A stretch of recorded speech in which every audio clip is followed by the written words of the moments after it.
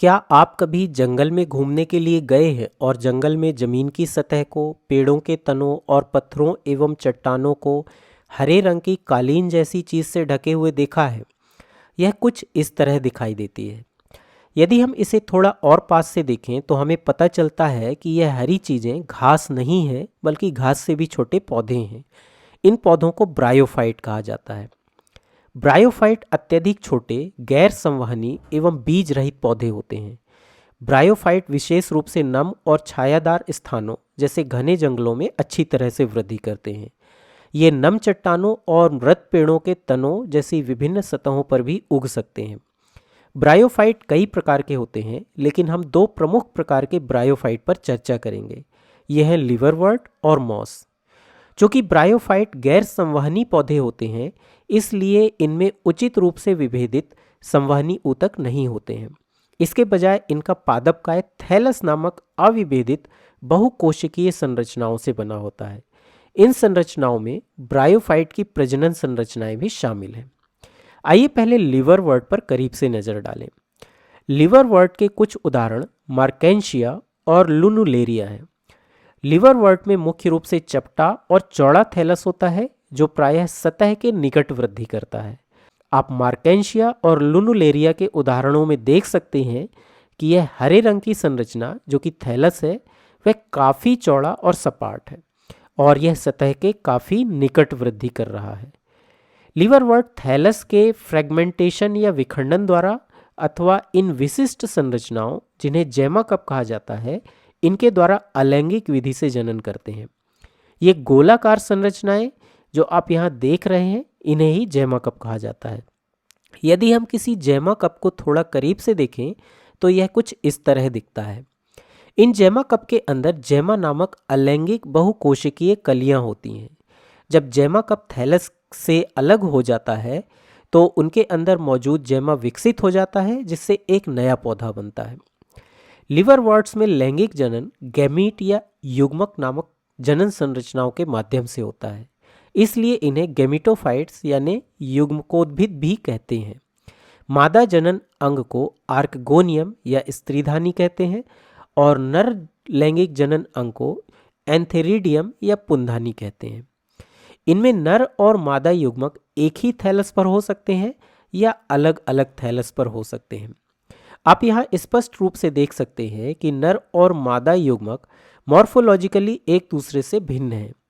आर्कगोनियम या स्त्रीधानी स्टारफिश की तरह दिखाई देती है, जबकि एंथेरिडियम या पुंधानी चपटी डिस्क की तरह दिखाई देती है। स्त्रीधानी में अगुणित अंडाणु कोशिकाओं का निर्माण होता है और पुंधानी में अगुणित गतिशील शुक्राणु कोशिकाओं का निर्माण होता है। गतिशील होने के कारण ये शुक्राणु कोशिकाएं स्त्रीधानी की ओर चली जाती हैं और आंतरिक रूप से अंड कोशिका के साथ संलयित हो जाती हैं। इस संलयन के बाद द्विगुणित युग्मनज यानी जाइगोट का निर्माण होता है। बाद में युग्मनज एक संरचना के रूप में विकसित हो जाता है, जिसे बीजाणु उद्भिद या स्पोरोफाइट कहा जाता है, जो कुछ इस तरह दिखता है। स्पोरोफाइट में एक फूट यानी पाद होता है, जो इसे स्त्रीधानी से जोड़ता है। इसमें कैप्सूल के समान एक संरचना भी होती है, जिसमें कोशिकाओं का अर्धसूत्री विभाजन होता है, जिससे अगुणित बीजाणु या स्पोर बनते हैं। पाद और कैप्सूल सीटा नामक संरचना से जुड़े होते हैं। प्रारंभ में स्पोरोफाइट स्त्रीधानी यानी आर्कगोनियम के अंदर विकसित होता है, लेकिन जैसे जैसे स्पोरोफाइट विकसित होता जाता है, सीटा की लंबाई भी बढ़ती जाती है और जब सीटा की लंबाई पर्याप्त बढ़ जाती है, तब स्पोरोफाइट आर्कगोनियम से बाहर निकल आता है। हालांकि अभी भी यह पाद के द्वारा आर्कगोनियम से जुड़ा होता है, लेकिन अब यह आर्कगोनियम के बाहर होता है। इसके एक बार बाहर आ जाने पर कैप्सूल फट जाता है और बीजाणु इधर उधर फैल जाते हैं। ये बीजाणु विभिन्न सतहों पर गिरते हैं और उपयुक्त परिस्थितियों में ये अंकुरित हो जाते हैं, जिससे नए युग्मकोद्भिद उत्पन्न होते हैं। मॉस एक अन्य प्रकार के ब्रायोफाइट है। स्फैग्नम और फ्यूनेरिया मॉस के कुछ उदाहरण हैं। लिवरवर्ट के विपरीत, जो मुख्य रूप से सपाट होते हैं, मॉस में मुख्यतः पतले, सीधे और अधिक पत्तेदार थैलस होते हैं।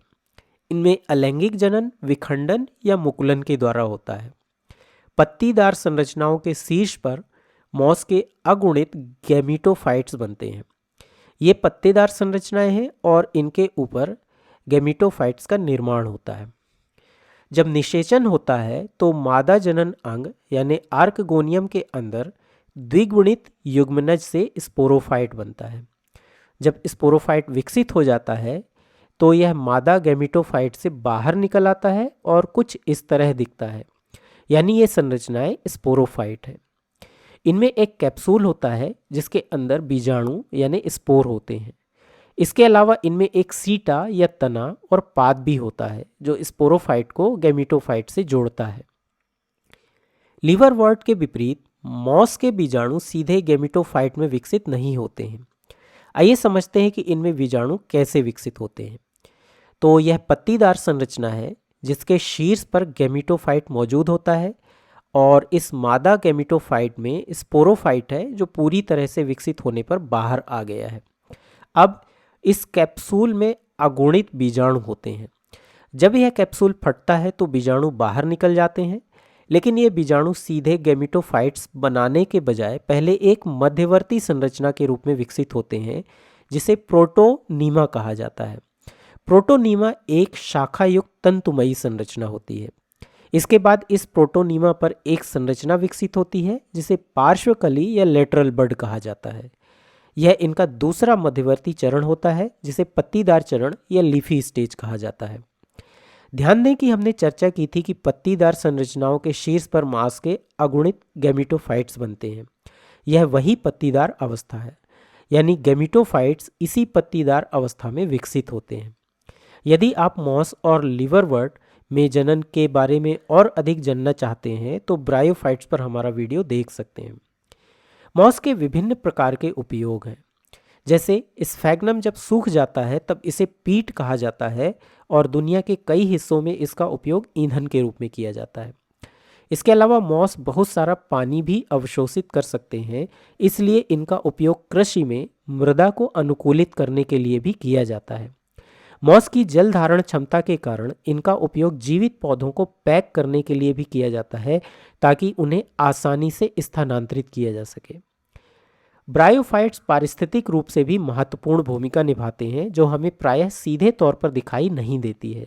जैसे जब किसी प्राकृतिक आपदा जैसे वनाग्नि इत्यादि के कारण कोई वास स्थान नष्ट हो जाता है तब ब्रायोफाइट्स भूमि पर उगने वाली पहली प्रजाति होते हैं। जैसे जैसे ये बढ़ते हैं ये चट्टानों को भी तोड़ देते हैं जिससे मृदा का निर्माण होता है और मृदा का निर्माण होने पर वहाँ उच्च श्रेणी के पौधे उग पाते हैं। ब्रायोफाइट्स कुछ शाकाहारी जीवों के भोजन के लिए भी उपयोग में आते हैं, इससे जानवर भी उस पर्यावास में आ जाते हैं। अब यदि मॉस और लीवरवर्ट अचानक विलुप्त हो जाएं, तो आपको क्या लगता है कि क्या होगा? इसका हम पर क्या प्रभाव पड़ेगा? इसके बारे में सोचिए।